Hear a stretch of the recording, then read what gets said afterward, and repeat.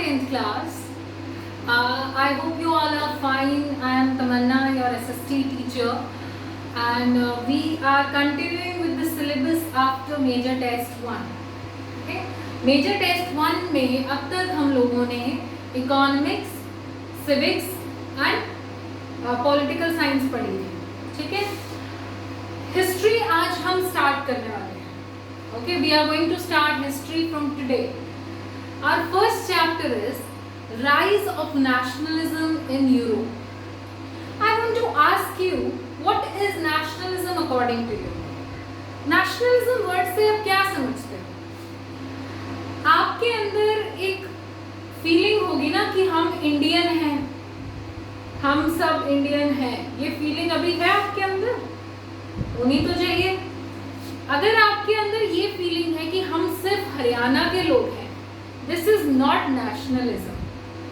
We are sharing a collective identity. We belong to a single culture, single identity, that is we are Indian. Okay, so when we consider ourselves as the people of a nation, जब हम ये feeling रखें कि हम एक देश के लोग हैं, हमारी हिस्ट्री सेम थी, जो हमारे लीडर्स थे उन्होंने हमारे लिए स्ट्रगल किया, तो जो उनका पूरा स्ट्रगल एंड मूवमेंट था वो हम सब लोगों के लिए था. हमारे दिलो दिमाग में हमारे देश के प्रति हमारी कुछ जिम्मेदारी है. ये टोटल फीलिंग कहलाती है नेशनलिज्म.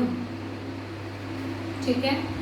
आपकी खुद के प्रति एक जिम्मेदारी है, ठीक है, इंडिविजुअल लव है, स्टेट के प्रति आपका प्यार है, that is also good. But what is nationalism? When you carry the feeling of respect, of patronage for your country, for your nation, that is nationalism. ठीक है. नेशनलिज्म इन इंडिया में हम क्या पढ़ते हैं कि कैसे ब्रिटिश रूल इंडिया में आया था, कैसे हमने पूरा फ्रीडम स्ट्रगल फाइट किया, role of people, role of leaders, क्या शेयर्ड हिस्ट्री थी, क्या चेंजेस आए, and how we got independence from the British rule to the post independence era of 1947. इस पूरे स्ट्रगल को पढ़ना कहलाता है नेशनलिज्म इन इंडिया. ठीक है. ऐसे ही हम जब पढ़ रहे हैं नेशनलिज्म इन यूरोप, इसमें हम क्या पढ़ रहे हैं, जो यूरोप कॉन्टिनेंट है हमारा, उसमें पूरी उनकी नेशनलिज्म कैसे कैरी फॉरवर्ड हुई. ऐसा नहीं था कि सिर्फ इंडिया ने ही प्रॉब्लम्स फेस की थी या इंडिया ही कॉलोनी बनी, इंडिया को ही फ्रीडम स्ट्रगल लड़ना पड़ा, ऐसा नहीं था.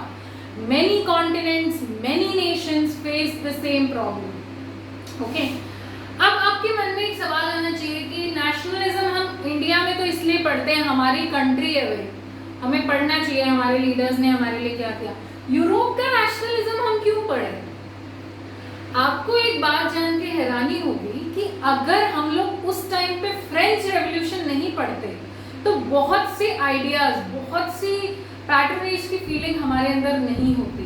फ्रेंच रेवोल्यूशन से बहुत ज्यादा मोटिवेशन ली थी हमने when we were fighting the freedom struggle in India. So कई बार हम दूसरे देशों का स्ट्रगल इसलिए पढ़ते हैं, इसलिए समझते हैं ताकि हम और कुछ बेटर कर पाए. क्या प्रॉब्लम्स उन्होंने फेस की थी, क्या सॉल्यूशंस निकाले, क्यों वो सॉल्यूशंस जरूरी थे, क्या वो सॉल्यूशंस आज भी जरूरी हैं, ये सारे क्वेश्चंस आपके माइंड में आने चाहिए. एंड इसलिए आपको पढ़ाया जा रहा है rise of nationalism in Europe. ठीक है.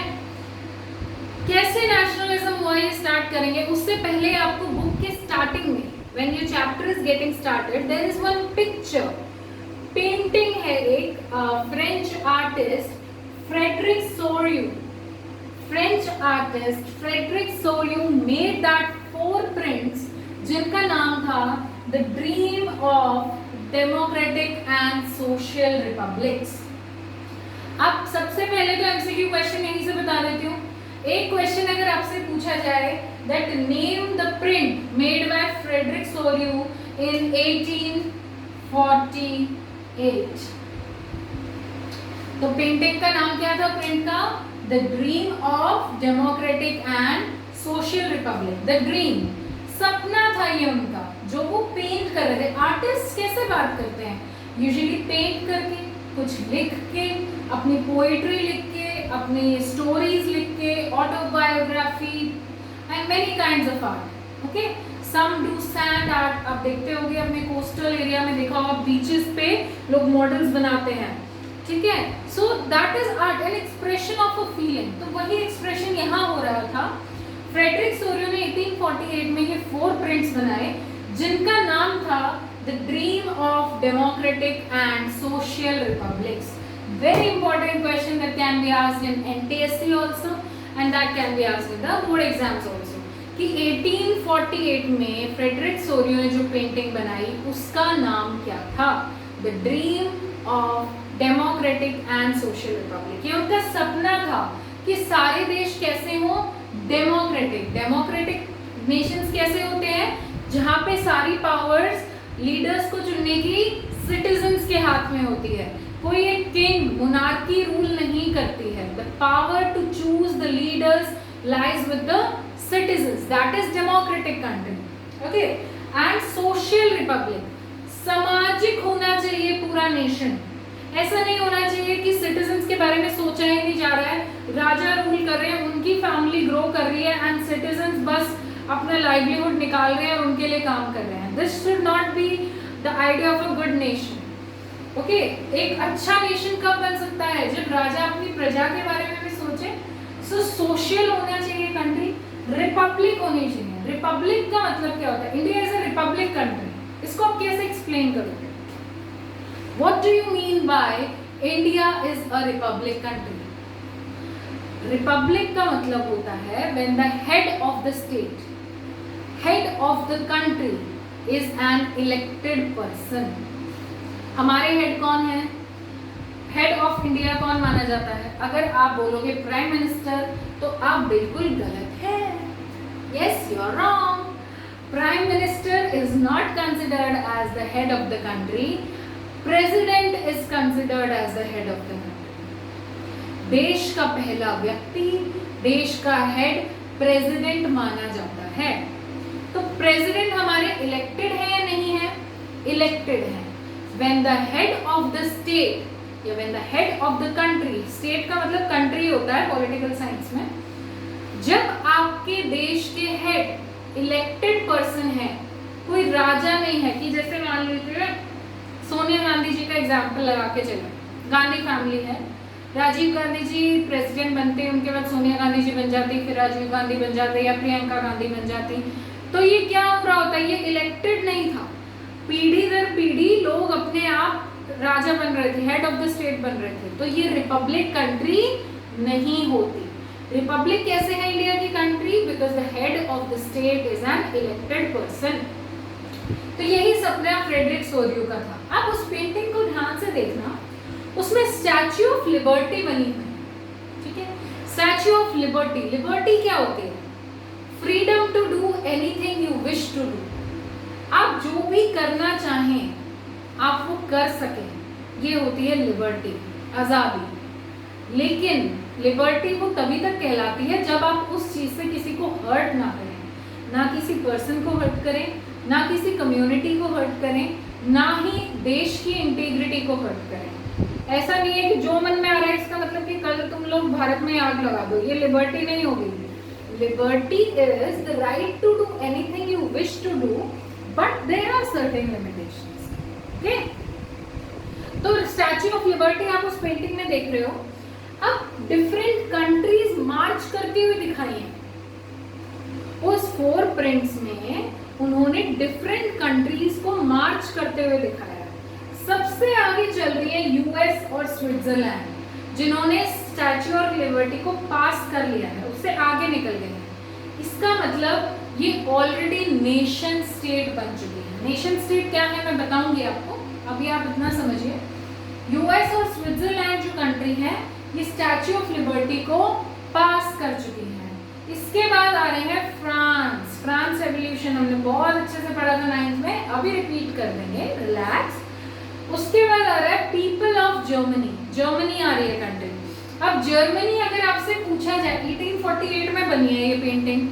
1848 में क्या जर्मनी एक नेशन था, एक कंट्री थी? नहीं। Germany in the year 1848 was not a full-fledged nation. I hope this is clear to you. Germany in 1848 was not a full-fledged nation. एक बहुत अच्छा विकसित देश, पूरा एकत्रित देश नहीं था. बहुत सारे किंगडम्स रूल करते थे जर्मनी पे. So till 1848 Germany was not a nation state. People of Germany मार्च कर रहे हैं. उसके बाद ऑस्ट्रिया आ रहा है, kingdom of two Sicilies, Lombardy, Poland, England, Hungary, Russia. ये आपको पूरे याद करने की जरूरत नहीं है, पर आपको थोड़ा सा आइडिया होना चाहिए. अगर आपसे पूछा जाए कि जो प्रिंट दिया गया था उसमें फर्स्ट पोजीशन कौन होल्ड कर रहे हैं, जो इंडिपेंडेंट नेशन स्टेट्स बन चुके हैं और स्टैच्यू ऑफ लिबर्टी को क्रॉस कर चुके हैं, वो पूछा जाए तो कौन से हैं? US and Switzerland. उसके बाद है फ्रांस, उसके बाद जर्मनी. जर्मनी से यही क्वेश्चन पूछा जा सकता है क्या वो नेशन स्टेट थे या नहीं? नहीं. लास्ट मार्च कर रहे हैं इंग्लैंड, हंगरी, रशिया. जर्मनी के पीपल जो मार्च करते हुए दिखाए हैं, they are holding their national flag. और इनके नेशनल फ्लैग का कलर क्या है? Very important question. Black, red and gold. Tri colour flag. Germany people का फ्लैग है ये ट्राई कलर, यानी 3 रंग हैं इनके झंडे में. And tricolour means black, red and gold. France के 3 कलर्स क्या थे? National colours. अपने फ्रेंच रेवोल्यूशन में लास्ट ईयर पढ़े होंगे. क्या थे? फटाफट बता दो. Blue, red and white. Blue, red and white were the national colours of France. I am repeating, लिख लो. Blue, white and red were the national colors of France. National colors of Germany, black, red and gold. They are carrying their national flag in the march. ठीक है. अब Frederick Sorrieu का जो utopian vision था, आपको एक word दिया गया है यूटोपियन विजन. ये यूटोपियन विजन क्या होता है? एक ऐसा सपना या एक ऐसा स्वप्न जो हम देख रहे हैं जो कि इतना सुंदर है कि सच कभी नहीं हो सकता. उस टाइम पे वो सच होना मुश्किल था. ठीक है. आज हम लोग एक ऐसा सपना देखिए, जीरो पोल्यूशन, कहीं कोई पोल्यूशन नहीं है, कहीं कार्बन डाइऑक्साइड रिलीज नहीं है, कोई ओजोन होल नहीं हो रहा है, environment is very beautiful, ground water बिल्कुल ऊपर आ गया है. तो ये यूटोपियन विजन है.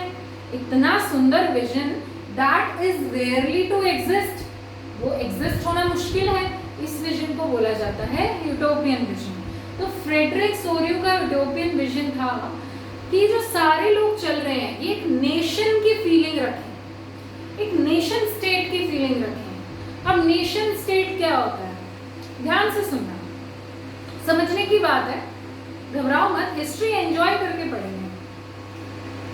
कुछ लोग हैं उन पे एक किंगडम रूल कर रहा है. एक देश होता था पहले, जैसे मान लो ये एक कंट्री है. पार्ट ए में एक राजा का कब्जा है, पार्ट बी में दूसरे राजा का कब्जा है, पार्ट 3 में यहाँ पे दूसरे राजा है. इन राजा का इस देश में भी कोई हिस्सा है, यहाँ पे किसी और देश में भी हिस्सा होगा, यहाँ पे इनका किसी और देश में भी. तो ये क्या हो रहा है कि पहले किंगडम्स रूल करते थे. Different kingdoms used to rule on different parts in the country. तो इन लोगों को इस किंगडम के होने की फीलिंग आती थी, इस पूरे नेशन के सिटीजन होने की फीलिंग तो आती ही नहीं थी. ठीक है. तो ऐसा नहीं था. पहले भी मॉडर्न स्टेट क्या था कि एक वेल डिफाइंड टेरिटरी हो, आपको पता हो ये हमारा देश है. ठीक है. उसमें एक सेंट्रलाइज्ड पावर हो जो कि कंट्रोल कर रही हो पूरे देश को. एक राजा हो, उनकी बॉडी हो, that is controlling the whole territory. ये था मॉडर्न स्टेट. ठीक है. स्टेट बन गया. नहीं, नेशन स्टेट और मॉडर्न स्टेट में क्या फर्क है?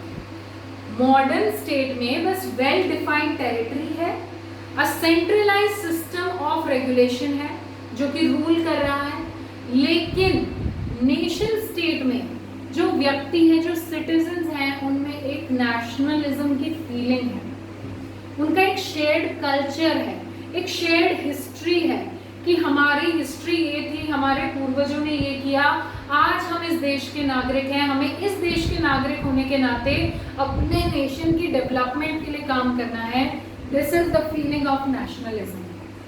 So what is the basic difference between modern state and nation state?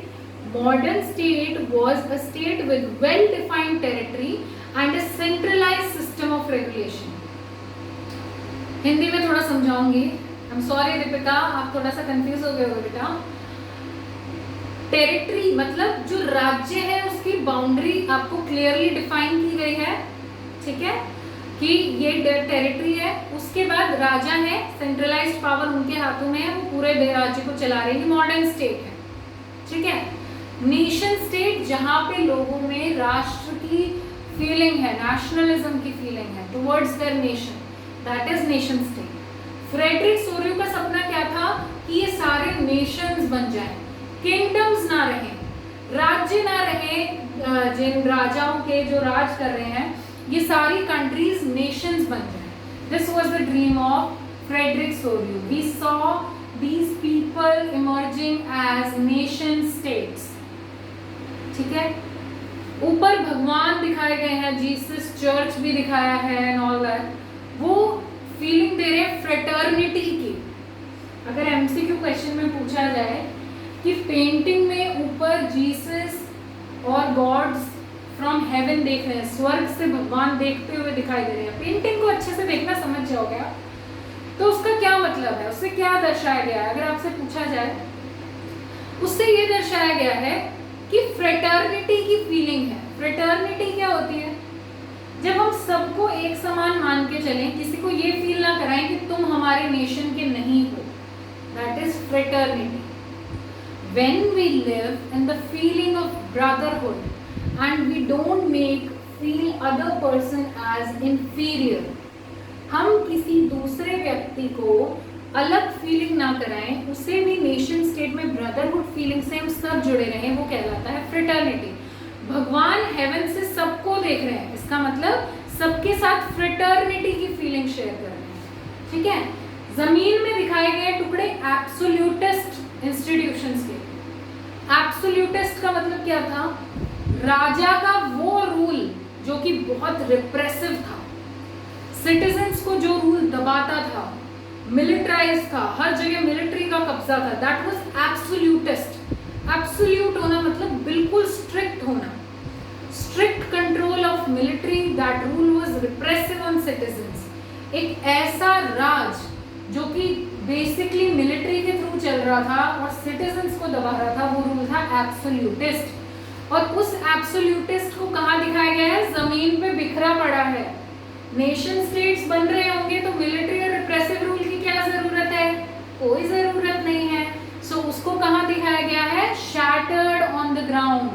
अर्थ पे बिखरा पड़ा है वो एब्सोल्यूटिस्ट इंस्टीट्यूशन, उसकी कोई जरूरत नहीं है. हेवन से gods are watching, people are working in the nation state feeling. I hope this is clear. इसको पढ़ लीजिए एक बार.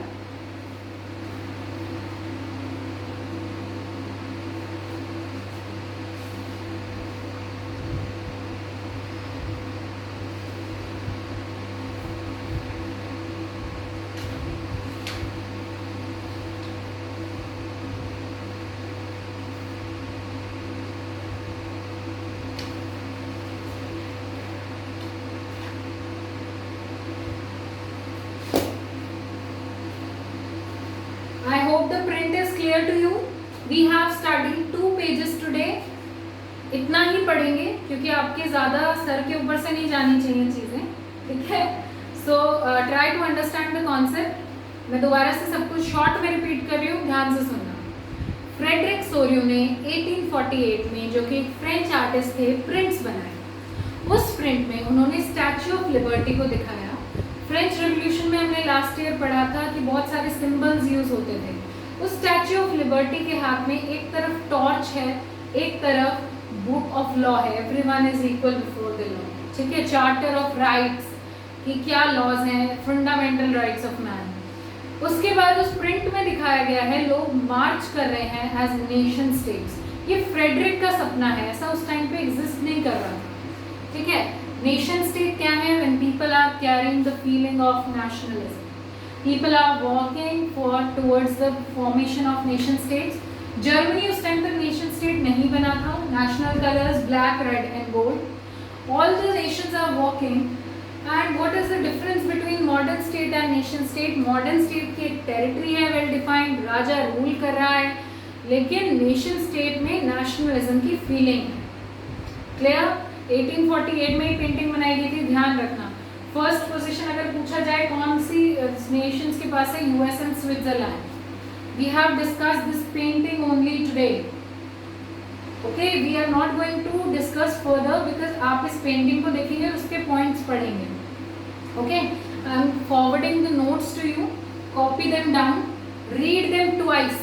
2 बार आप नोट्स को जरूर पढ़ेंगे. कोई वर्ड में समझ में ना आए तो पूछ लो, but don't gather up the doubts in your mind. We will meet tomorrow in the morning for the doubt class. Have a good day.